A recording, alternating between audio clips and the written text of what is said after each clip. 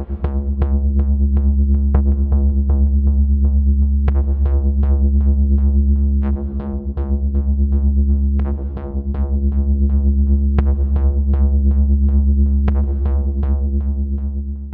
folks, I'm Spencer, and on today's episode of Cult Mania, we're looking at one of the absolute classic pieces of Japanese extreme cinema, Battle Royale, in this lovely new 4K box set.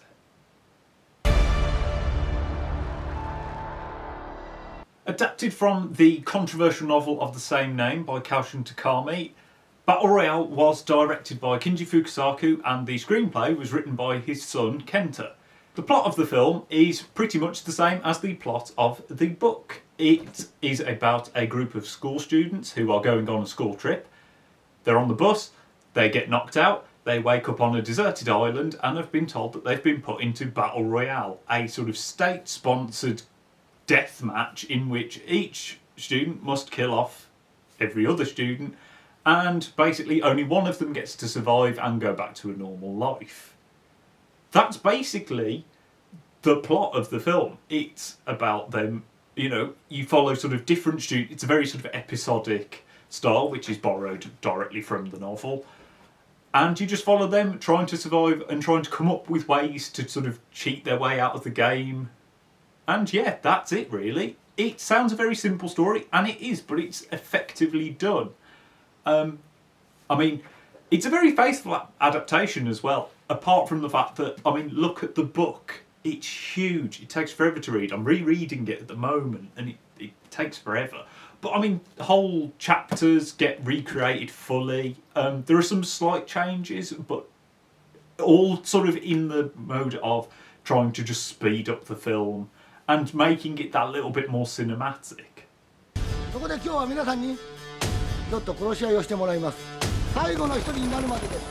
I will say, for this review, I watched the special edition director's cut because I hadn't seen that version before, so I thought I'll go for that one. It's the longer version.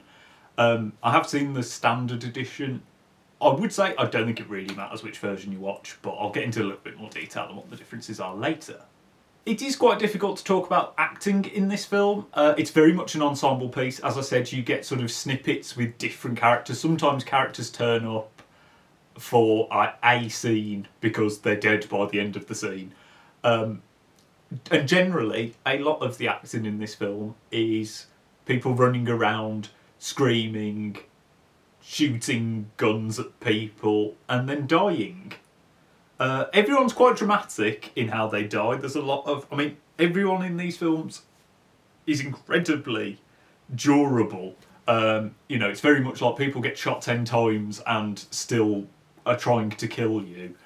And I think everyone gets on board with that, and everyone sort of does it to the right dramatic level.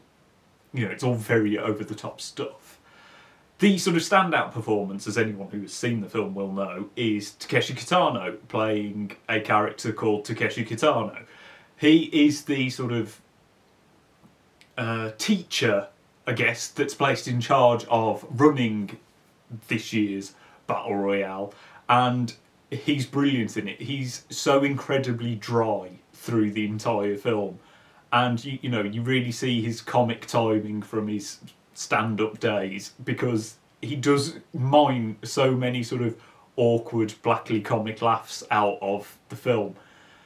Overall, there's a very sort of comedic, absurd tone to the film, but he really, really, really nails it down. He's brilliant in loads of things. He's a fantastic director, and this is the film that I think really sort of opened a Western eye to him, and you can really see why.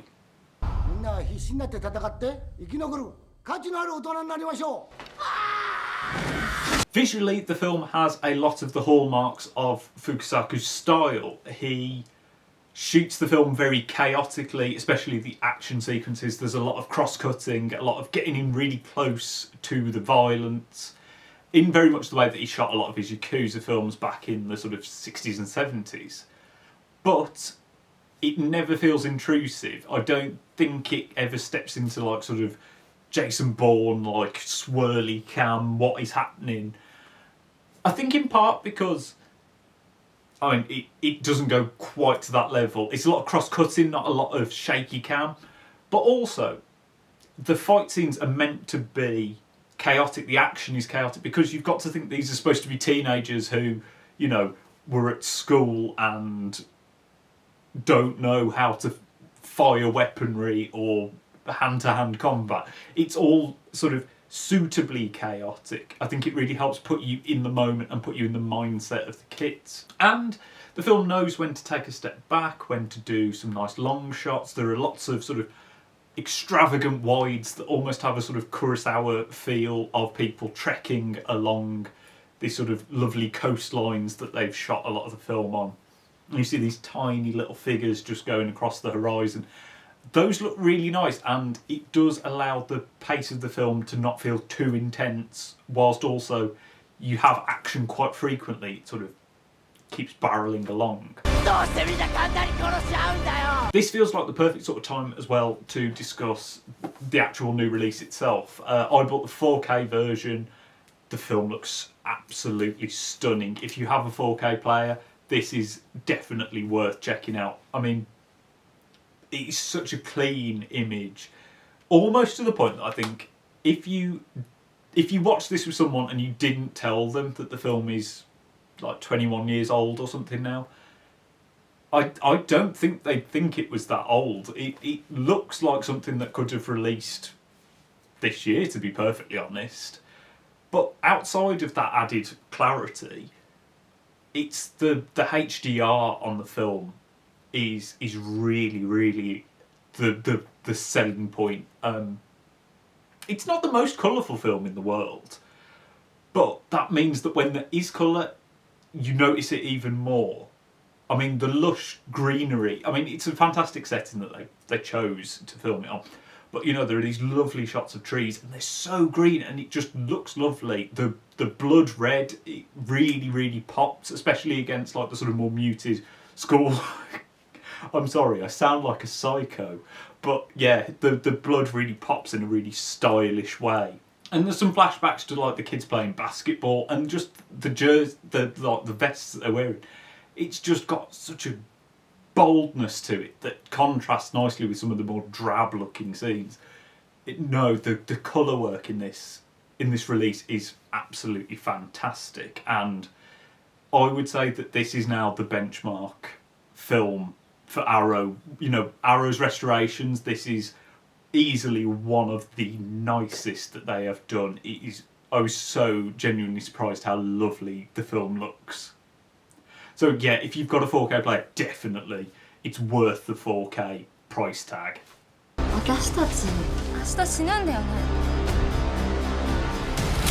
The soundtrack for the film is actually included in this edition, and it's very epic, grand stuff. There is a lot of sort of classical pop scoring used in a very Kubrick style way. In fact, I think some of the stuff is from like 2001, or I've definitely heard it in a Kubrick film. But it works really well. I think it works actually in the way that Kubrick uses a lot of stuff. It has it heightens everything. It's all very epic classical music, and it gives it that sort of absurd edge that I think a lot of Kubrick stuff has. And I think it works really well for Battle Royale. But similarly, it ties in nicely with the original compositions. They're all still very sort of classic in their instrumentation, you know, it's very orchestral. But it ties it closer to sort of an 80s action film vibe, like you might have.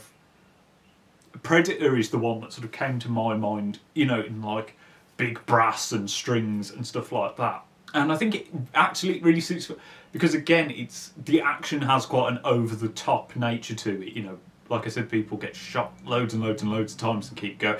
It ties it nicely into something that you understand and highlights the absurdity, because you like, these kids are supposed to be 14, even though they don't look it. They look about 20 to 25.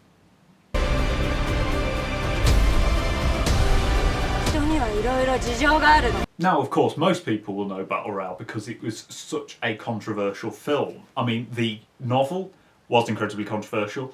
The government actually tried to ban it didn't work, became a bestseller because everyone went, oh, what's that about? Why did the government want to ban it? Then the same thing happened with the film. They tried to ban the film, it didn't work, it became one of the top 10 highest grossing films in Japanese history. And I do think it earns its sort of controversial nature because it is a very, very violent film that is supposedly, you know, has kids in it. I mean, they aren't, but the theme is there. And the violence, it does live up, I think, to what people expect it to be. It was slightly tamer, actually, than I'd remembered it being, but nonetheless, you know, no less exciting or grand. I mean, I watched the special edition, which has some heightened gore. I mean, it's not anything ridiculous, but no, I do think if you are going into this for a sort of Japanese extreme experience, I do think it will just about fulfill what you're expecting. I think it might not feel quite as gore-filled as it perhaps did back in 2000. Also, it's nowhere near as gory as the book. The book is far, far more gruesome. So if you're a gorehound, read the book. Yeah. Now, Arrow really have gone above and beyond with this Battle Royale release. I mean, the box and all the stuff inside is absolutely gorgeous. But, I mean, you've got the theatrical cut of Battle Royale. You also have the special edition director's cut, which is the version that I've sort of been discussing. That has a reworked sort of opening title sequence. They redid all the sound. They went back, filmed some new scenes. They put back in some old scenes. They did add some digital gore, which isn't fantastic and does sort of stand out. But I think it was to sort of up the violence because it was going straight to home video and they didn't have to worry about the censorship and all that sort of things.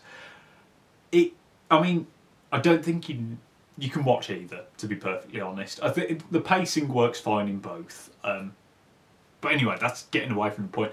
You also get both versions of Battle Royale 2, the much maligned sequel, which I think is unfairly treated as being terrible. I probably will review it separately because it's been a long time since I saw the theatrical cut and I've never seen the director's cut, which is supposed to be a lot better, so I'm quite interested to see that. But you get both of those. They're not in 4K, they're just Blu-rays, but it is the first time it's ever been on Blu-ray, so that's really cool. You also get more special features than you could shake a severed limb at. There are so much stuff on here. There is a bunch of writing on the film. There is a book and there is a booklet type thing. Oh no, I've dropped everything. Like I said, you get the CD of the first film soundtrack. You also get some top trumps that look incredibly difficult to win because of the categories they've picked. But it's just cool. Oh, they're not top trumps, they're trump cards because I'm presuming they'd have been sued by top trumps. Yeah, sorry about that. I mean, if you haven't seen Battle Royale, now is the perfect time. The film has never looked better. It is a fantastic film. It really does earn its sort of cult status. I mean, it's the film that birthed, knockoffs and, you know, the whole Hunger Games thing. This is a far better way of seeing that story done because it's to the point. It's just fantastic. It really is. I mean, this was my sort of introduction back in the day to Japanese extreme cinema, and it is fantastic. And Arrow have done such a wonderful job with this release that it really does belong on anyone's shelf. And yeah, I mean, if you've never seen it, this new restoration is on the Arrow channel. A bunch of the special features are on the Arrow channel as well. So you really don't have much of an excuse not to go out and watch Battle Royale. Because you really should. It's really good. But that's just my opinion. Are you a Battle Royale fan? Or have you never quite got into it? Let me know down in the comments. Like and subscribe so you don't miss any more videos. and I shall see you next time.